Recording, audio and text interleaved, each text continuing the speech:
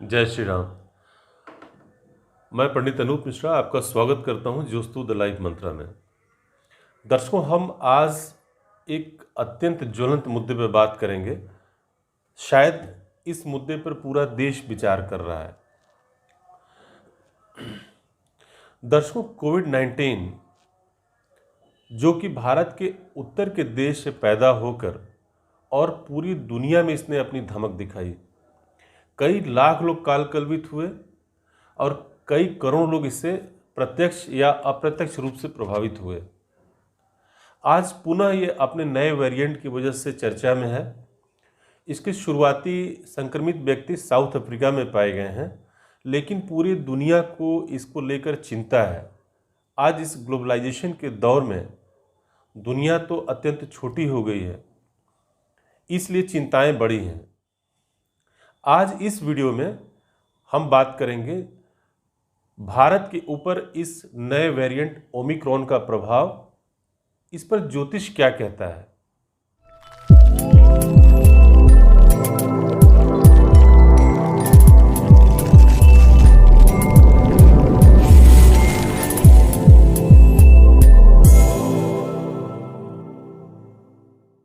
दर्शकों, 7 के जन्मांक चक्र को अब ध्यान से देखें।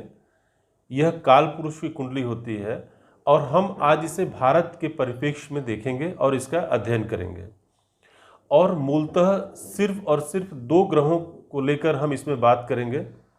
ये ग्रह हैं शनि और गुरु। चूँकि इन्हीं 2 ग्रहों का दीर्घकालिक प्रभाव हमारे ऊपर पड़ता है। दर्शकों, गुरु जिन्हें एकादश भाव का स्थिर कारक माना गया है और शनि जिन्हें दशम भाव का स्थिर कारक माना गया है, ये दोनों ग्रह अपने अपने कारकत्व के भाव में मौजूद हैं। दर्शकों, आपसे बताना चाहूँगा कि गुरु की सीधी दृष्टि 3 भाव पर पड़ती है, यानी जहाँ भी गुरु कुंडली में स्थित होते हैं वहाँ से पंचम, सप्तम और नवम भाव को यह पूर्ण दृष्टि से देखते हैं। और इसी प्रकार से शनि की भी पूर्ण दृष्टि 3 भावों पर होती है, यानी कुंडली में शनि जहाँ भी स्थित होते हैं वहाँ से तृतीय भाव, सप्तम भाव और दशम भाव पर इनकी पूर्ण दृष्टि होती है। और शनि दशम भाव यानी कर्म भाव के स्थिर कारक माने गए हैं और वर्तमान में काल पुरुष की कुंडली में यह दशम भाव में ही हैं। तो इससे हम स्पष्ट कह सकते हैं कि हमारे रोजी रोजगार यानी कर्म में कहीं कोई कमी नहीं आने वाली। और गुरु की बात करें तो गुरु की पंचम दृष्टि तृतीय भाव पर यानी पराक्रम भाव पर है। तो इसका सीधा मतलब हुआ कि हम अपने पराक्रम से और अपने विवेक से इस समस्या का समाधान करने में सक्षम हैं। और पंचम भाव पर गुरु की सीधी दृष्टि यानी सप्तम दृष्टि है। तो इसको आप यूं विवेचना करें कि इस भाव से संतान का विचार किया जाता है और हम इस देश की संतान हैं। अगर पंचम भाव पर गुरु की सीधी दृष्टि है तो यानी भारत के जनमानस पर इस वायरस का कोई गंभीर प्रभाव नहीं होने वाला।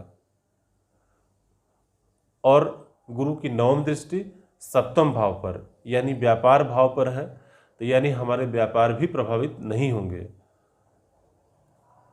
और इस प्रकार से शनि के बारे में भी बताना चाहूँगा कि शनि की दशम दृष्टि सप्तम भाव पे है और ये केंद्र में स्थित होकर सप्तम भाव पर जो इनकी पूर्ण दृष्टि है, यानी यह भी आश्वस्त करने में सक्षम है कि हमारे रोजी रोजगार पर कोई प्रभाव नहीं होने वाला।